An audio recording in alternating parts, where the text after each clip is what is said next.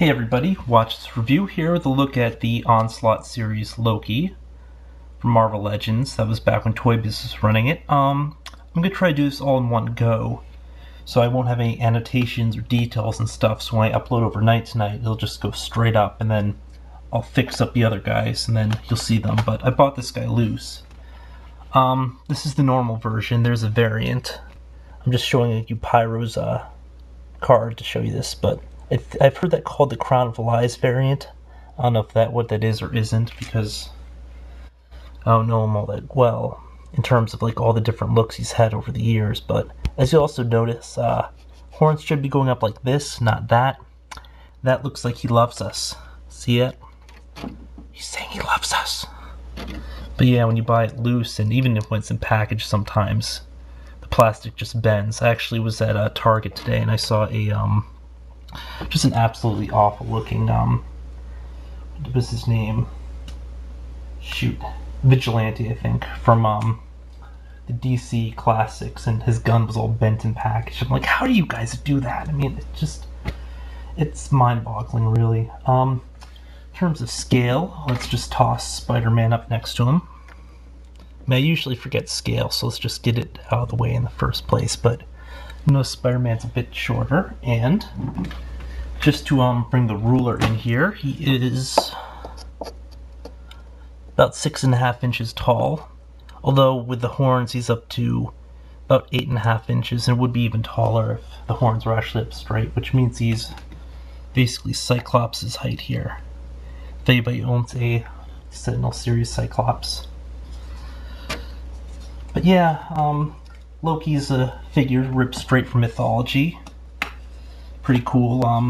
In terms of bio, he is Thor's half-brother, although technically there's really no blood between them because he was the son of a frost giant, or one of the giants that Odin decided to adopt following the murder of his father, which again was by Odin, or maybe he banished him, I can't remember which.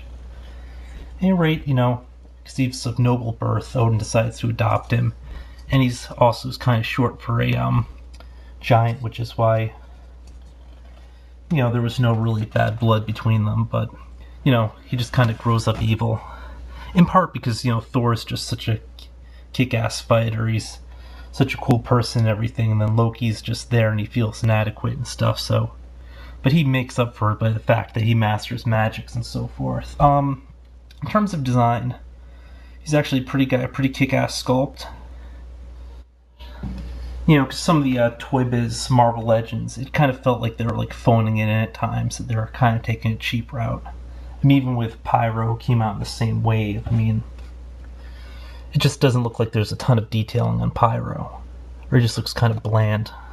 But you know, I guess part of it's just the character, where Loki's got like a lot of cloth on him, and you have a ton of variation. Those gnats over there drive me crazy. I don't know how they keep getting in, but they do. But yeah, you'll notice even with the upper tunic here, good amount of variation. Cloth for the lower part of the tunic. A lot of people have complained about the cape, because the cape's not yellow, and I guess the cape's technically supposed to be yellow. I mean, most of the Thor comics I've read were like black and white, so I'm no expert in that regard, but you know. His facial detail's a little funky. I mean, it's got like this really old guy look where it's got a ton of just nasty facial detailing. All these wrinkles and stuff, but I'm used to like seeing a younger looking him, which is like an age approximate to Thor, because Thor still looks crazy young, despite the fact that Thor's been around forever, although who knows. In terms of articulation, well, first I just got to present the fact that he doesn't stand all that well because of how the cape's set up. I think his center of gravity is sort of pushed towards his left, which is the camera's right, so all the weight's really being put on this leg here, and this one's just sort of stabilizing it. So I can't get him to stand perfectly straight up, but I mean, he doesn't look too bad besides that. And sometimes I just like push him up against the backboard or something just to make sure they won't fall. But from behind, like I said, nice detailing. Bought him loose pretty cheap. Mine doesn't have many defects, it just has some paint scrapes up here, which has like a brownish mark. And then just a slight amount of bleed here.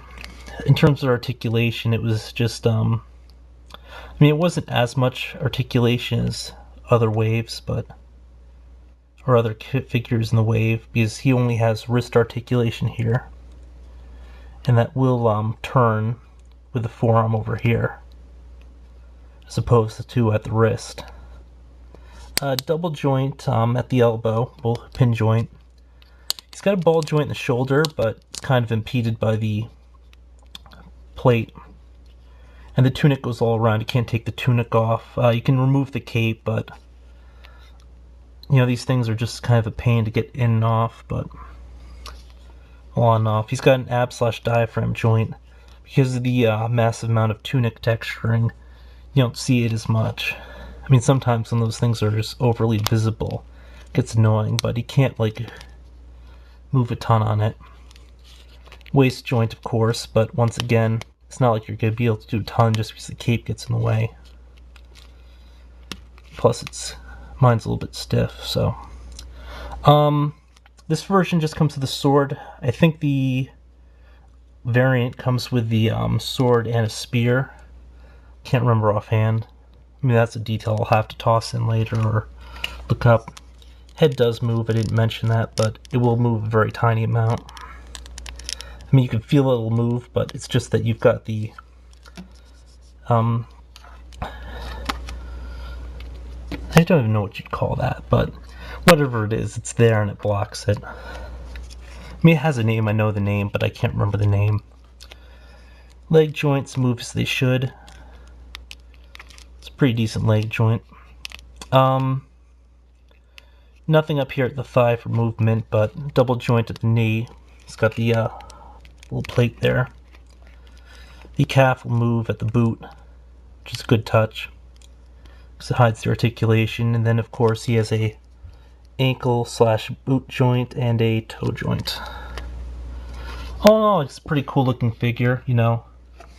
The Onslaught wave was a pretty decent wave, although Onslaught himself doesn't have a ton of articulation. Well, I mean, not like you can really move him a ton just because the way his sculpt is, but I mean, all the figures in the wave look pretty decent.